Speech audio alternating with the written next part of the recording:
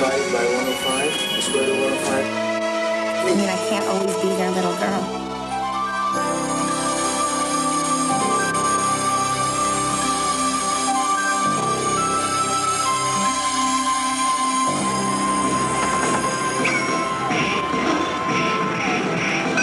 Adolescence, a period of transition from childhood to adulthood. For some, it's a last chance for carefree living.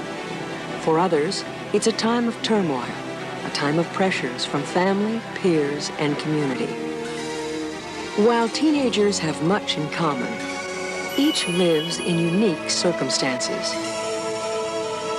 By visiting 3 teenagers, we will see how an individual's circumstances shape this remarkable period of growth and development.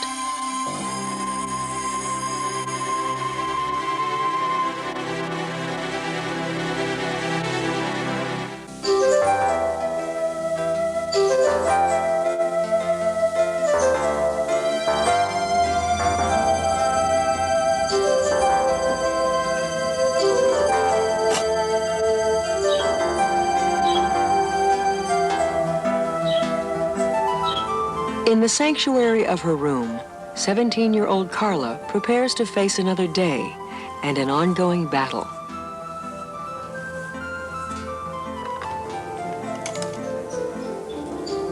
When I wake up now, I say my little prayer to myself, like, thank you, Lord, for not letting me make a bad step in the day before. And it's like, I hope I followed, a clean way.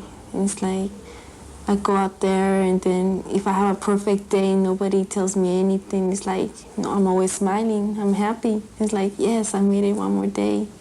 It's like, no drugs, no alcohol. It's like, yep, I could do this. So I get happy when it's a regular day and I don't do anything.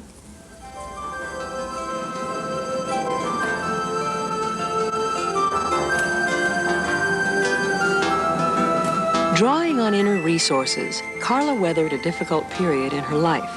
Despite the breakup of her family and the pressures of the street, on her own, Carla sought help at a nearby teen support and counseling center.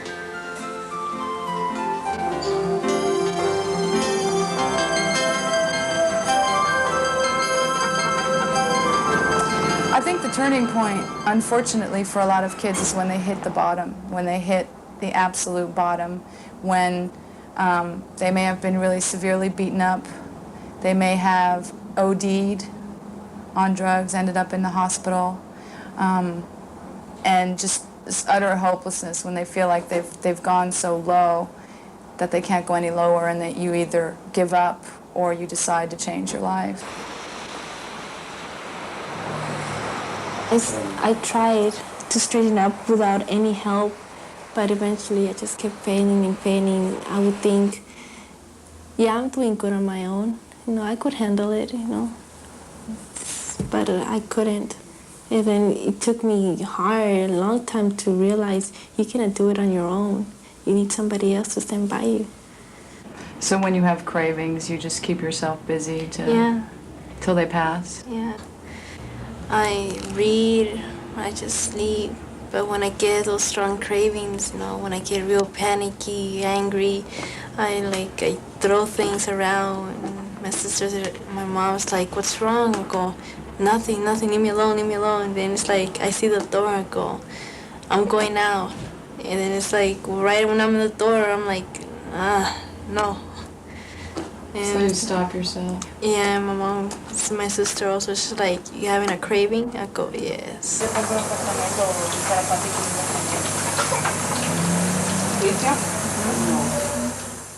Carla lives with her mother now and helps take care of her sister's child.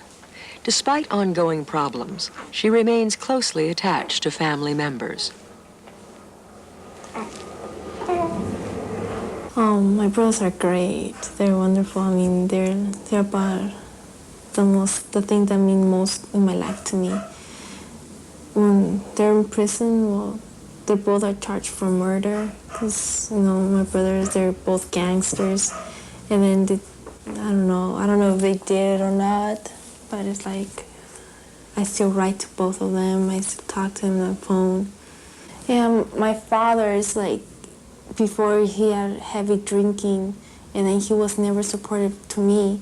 He's always neglecting me, always ignoring me. And then when I left, I was gone for probably 3 or 4 months, and then he was the first one who stepped first, and I'm sorry, I want to help. I want you to be good, I want us to be good, I want us to be a family. So he supported me a little, and then I told him I need my time, I need my space, you know, so he understood that. And right now, it's like him and me are more closer now. It's like, you have a problem? I go, yeah, Dad. You know, he sits next to me, he's like, well, talk about it. The kids that we see are really the more extreme cases. They have a lot of them come from a background of abuse. They never really had an adult figure that they could trust or that didn't want something from them. And they never really were able to bond with anyone for a lot of these kids, and suffered a lot of abuse from adults. Therefore, they're really mistrusting of adults and of authority. And I think the peers become even more important. And unfortunately, when they end up on the streets, the kinds of things that kids do or have to do to survive are usually illegal things, and the cycle sort of perpetuates. And then I got to a point when I just completely dropped out of school. I didn't care anymore. I was just in home was even more frustrating because my mother was yelling at me, my father was telling me things, you know, my sisters were always against me. It's like, oh God. I mean, my brother's in jail. I was like, oh, stress right there. So I just kept on and on and on. And it's like all of a sudden one day I just woke up and I'm like, oh, what am I doing? It's like I want to change, and it's been hard. Most of these kids that are on the street have low self-esteem or no self-esteem at all because they've been told all their lives that they're worthless, that they weren't wanted, or they were treated that way. And the primary thing is to work on rebuilding their self-esteem. And when we offer them the choice to do something and empower them to make that choice, that's a beginning in building up their self-esteem. One thing at a time. Yeah. That's great. That's great. I'm really proud of you. You've done a great job. Yeah, I'm proud of myself. You should be. That's good. You have other issues like drug abuse, which is huge, but which is a direct result of the low self-esteem. These kids just want to get high and forget about their lives and forget about how rotten they feel. And so then the substance abuse becomes the problem. That's a concrete sort of problem. They know they're a drug addict, but they don't have to worry about the deeper stuff that they're trying to cover up. The toughest thing about being a teenager to me is like being out in the streets, knowing that everything is out there and it's just up to you. It's like when I pass through, I know where it's at, I know who sells it. People still come up to me, it's like, well, Carla, here's a buy, you know, here's a sell, you know, go for it. And I'm like, I had my slips, I have, but it's like, I want to keep it steady. I go, no.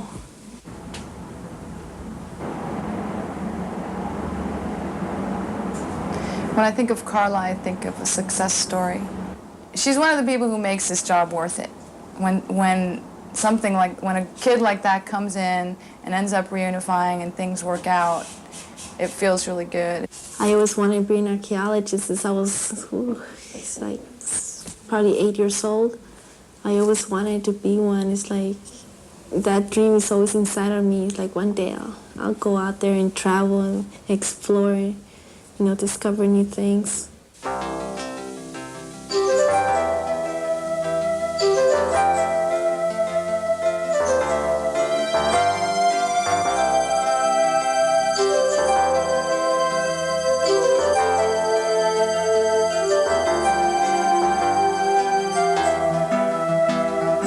Throughout his 16 years, Josh's life has been enriched by loving parents, a stable and safe community, and the resources of an upper-middle-class lifestyle.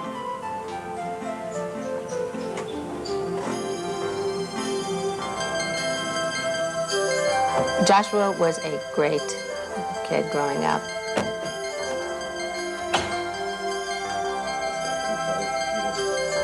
When he wanted to learn something, he was intense. He would come back time and time again. He wanted to learn it, whether it was tying shoelaces or you know, a new word or whatever it was, or riding his tyke bike, speeding down, you know, the streets. Once he started a hobby, he seemed to pursue it, you know, all out. Nothing. You call him down for dinner, he wouldn't come down. He'd be in doing it, like working with, like now he works with a computer quite a bit. And, you know, they get involved just looking at the computer and going on and probably going past what they should be doing as far as schoolwork and playing games on the computer. Once he gets involved in something and likes it, he goes 100%.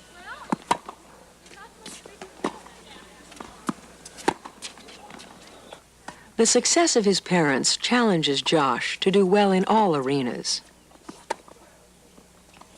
If there's one thing that I could call a passion is tennis, because I've been playing since I was 7 or 8, and a goal that I have in tennis is to beat my dad.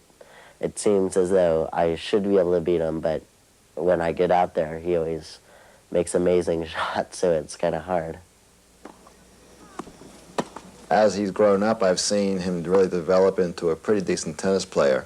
I always was a good tennis player, and now he's getting to the point where he makes me work real hard. Nice game. Nice game.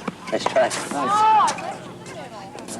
But I think it gives us a feeling of closeness together because it's something I really love, and now he's learned to love the same sport. What are you doing today? Scott's coming over. Does anybody need any milk? Yeah.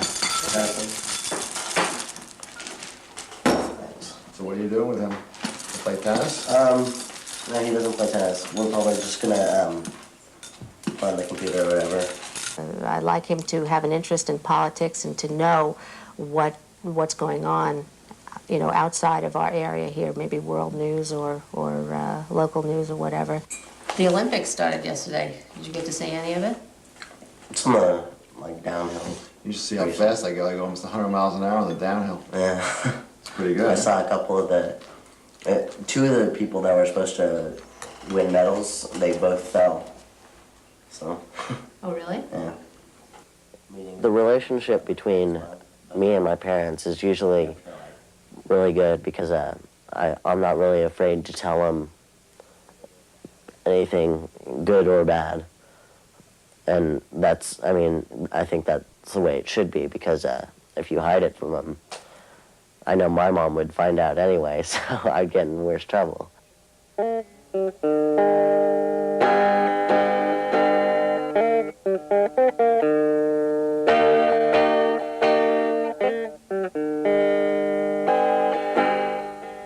Some developmental psychologists feel that teenagers like Josh run the risk of foreclosure, prematurely closing off life options to please his parents.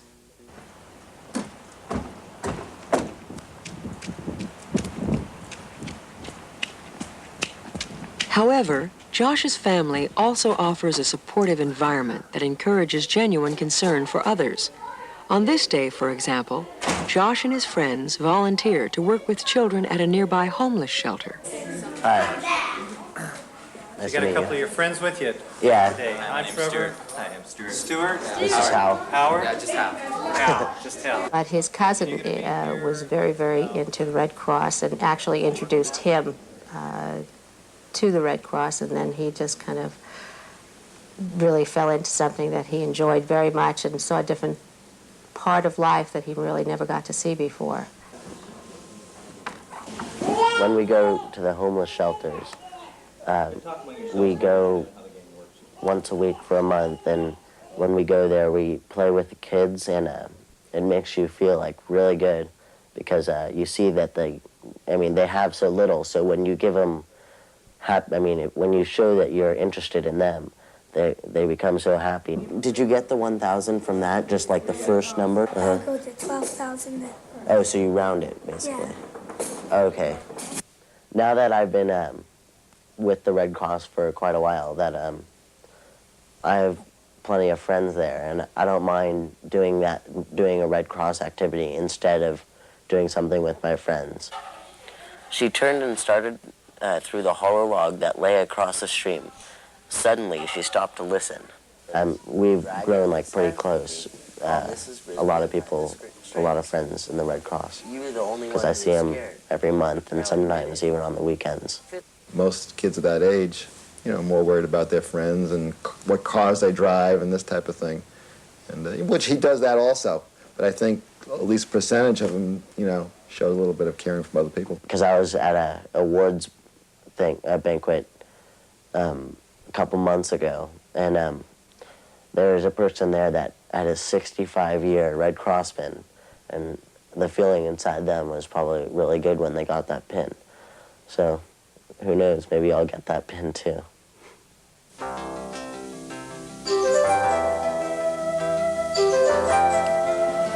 Fine. You do your half and I'll do my half. Well, I finished my half then. No, you didn't. Life for 13-year-old Celeste is getting back to normal as she enters her adolescent years. While she and her brother James were growing children, they saw her father leave and her mother contract a life-threatening illness. With such stresses, it's little wonder early on Celeste showed signs of rebellion. I don't know if she was rebelling against her mother's condition or what the problem was, but she had been suspended 3 times in 3 months.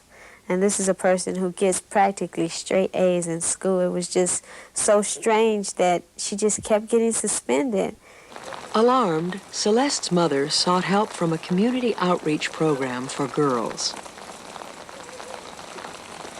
They told me that my mom wrote a letter to the big sisters about me and said that maybe she thought if I had somebody else, like as an extra person on the side, as a friend, as, you know, a big sister, well then that might change some of my behaviors. So she wrote them and I filled out a form in the papers, and that's where I met Roxanne, my big sister. The counselor took me over to Celeste's home, introduced me to her mother and to Celeste, and then asked Celeste and I to go into the kitchen and just plan our first outing. And that gave us an opportunity to be alone and really get to know each other a little better. Yes, that was chocolate chips. Okay, how many should we make? I don't know, probably 2 or 3 dozen. Yeah, you never know if we're gonna burn them. That works. I think it's done something more for me because I have like a second person that I can talk to, and that I can tell her some things that I wouldn't tell anybody else. And she's helped me with my behavior, and we've made little bargains about my behavior and my report cards. But I think she's just helped me. And Good. We could sell these. yeah, right. Who's buying them? Celeste's mother, I think, turned to the Big Sisters of Los Angeles so that they could provide someone for Celeste that would supply sort of the friendship and the ability for Celeste to leave home, because her mother was a quadriplegic and didn't have the ability to play tennis with Celeste, which she loved to do, and do a lot of the things that required her to be outdoors and the school things and, you know, along those lines. So this would give Celeste a chance to go out and do other things that, you know, a lot of girls take for granted that they do with their mothers. Whoa, these are big. Thanks to her mother's foresight, Celeste received the attention she needed to help her cope with the burdens at home. However, just when things began to improve for Celeste, her mother passed away. Celeste is the one who found her mother deceased. I asked her, was she afraid? She said no, you know, and I think she also called the sheriff department and let them know that she believed her mom had died. And she was just remarkable in knowing exactly what to do for a girl at the age of 12 years old. They actually had sent her to school the next day, thinking that that would sort of get her mind off of it. And I rushed over to school, and we took her out of school, and we went to the beach, Manhattan Beach, where I had lived, and just walked up and down the beach, sat down on the beach in our jeans, and just watched the sailboats go by and talked a lot about her situation. And then I had her make a wish and toss a penny in the ocean, and it was pretty important. I figured that we probably wouldn't go live with our grandmother because she's a lot older and she lives in San Francisco. and that if anything, we would go live with our dad. But then I didn't know how that would work out with my dad because he's a lot older too. So I really wasn't sure what we were going to do. I think when Celeste's mother died, I realized that just how much I cared about her, not only as my little sister, but as a friend and someone who was very, very important in my life. I thought about it, contemplated taking her into my home and adopting her. I spoke with my parents about it, my friends about it. They all thought I was crazy, but spent a lot of time thinking about it and went to her and said, Celeste, I've given this a lot of thought, and I think you should move in with me. And she started laughing. So I knew that it probably wasn't her #1 choice. I didn't want to see them go into a foster home. I mean, even though their father is still living, but I knew he was up in age where that he wouldn't be able to provide for them, run them here and run them there like teenagers would want, you know, would want to be, or how they should be handled. Newlywed and quite young themselves, LaTanya and husband Earl stepped forward to care for Celeste and James. When we first took on this challenge, you know, we all, four of us sat down and talked, and I let them know what I expected of them and what they can expect of me. So it's not like I'm trying to take the place of a parent. I'm just an adult figure to be there for them. Well, can I go to the movies with Kimmy tonight? You and Kimmy and who else? What adult? I don't know. You don't know. Well, you know you don't go out at night with no adults. You know adults have to be with you. You have to be supervised when you're going places at night. You can't just go somewhere. To the movies? To the movies. No matter where you're going, you need someone with you. My role to James and Celeste is to try to be their mother in place of their mother. Knowing I can't take over that role, but to try to fit in as best as possible and do what I think that she would want done if she was still here. When I found out that LaTanya and Earl were going to be moving in, I was relieved because then I knew that, I mean, I wouldn't have to go move somewhere else and change my address and my phone number and everything, and that they were willing to give up their apartment, their life, to come take on kind of a second job, I think, with raising me and my brother. That doesn't mean I have to take the stuff off. Yes, it is. You do the dishes. You did them last, James. But we do it by the week. About a week? Mm-hmm. About a week? Why not every other day? LaTanya is real. That's right. It's easier. These are her rules in her house, and if we don't like it, then we have to move somewhere else. That's right. Yeah. Hey. Good answer. You do the dishes. Oh, okay. You gonna help him? Though still responsible for some chores, Celeste and James no longer carry the full burden of household work their mother's illness demanded. Now they have more of a children's life where can see what it's like to be a child, even though they're teenagers now, but still they're able to see what it is to be a child or a teenager and going to the movies, going to the shopping mall, and, you know, having their friends over. That guy, Dominique, is supposed to be marrying Natalie, and he has a wife that is in a coma, so I'm trying to see if she's in a coma. No, but Channel 4 is better because you can watch Isabella and Roman, who was once Roman, but now he's John Black. But Channel 7 has the better-looking guys on there. Not even. Yeah. See, look at him. Now that is a freak. No, speaking of freaks. In the last few months, I've noticed that Celeste has become a very open person. We can sit down, we can laugh about things, talk about things, maybe talk about her mom, talk about things that got her in trouble with her mom. Whereas when my auntie was here, it was such a thing of she was always on a time schedule. She always had to be doing something. If I would come over, it wasn't a time where I could just sit down and talk to her. Now it's a time where if I want to talk to her, at least I have that time. I like that, but... I like that, but... I don't know, what do you think for a dance? No, I think that's a bit much for a dance. That's more for church. Actually, what it's done is just gotten us, you know, much, much closer. You know, whereas we wasn't as close, you know, we all loved each other, but we wasn't as close as we are now, right inside the same home. When my mother passed away, I told myself that I wasn't going to get into as much trouble as I did, and that I was going to make sure that I graduated from college and that I became everything that she had wanted to be when I was younger. Well, Celeste always talks about she wants to be a lawyer. So I hope in the next few years the family will be able to save enough money for her to go to college and go to law school and to become that lawyer that she wants to be.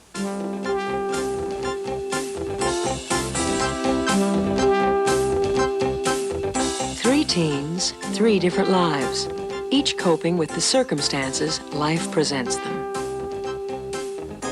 Josh, enriched in so many ways, faces the challenge of creating his own identity, of not foreclosing on possibilities. And his personal compassion for others is an encouraging sign of a healthy adult beginning to emerge. Unlike Josh, Carla struggles with family instability, poverty, and community destruction, forces that constantly threaten to overwhelm her resilience. Yet her inner resources and the one-on-one help of a caring adult have enabled her to challenge her circumstances and have hope for the future.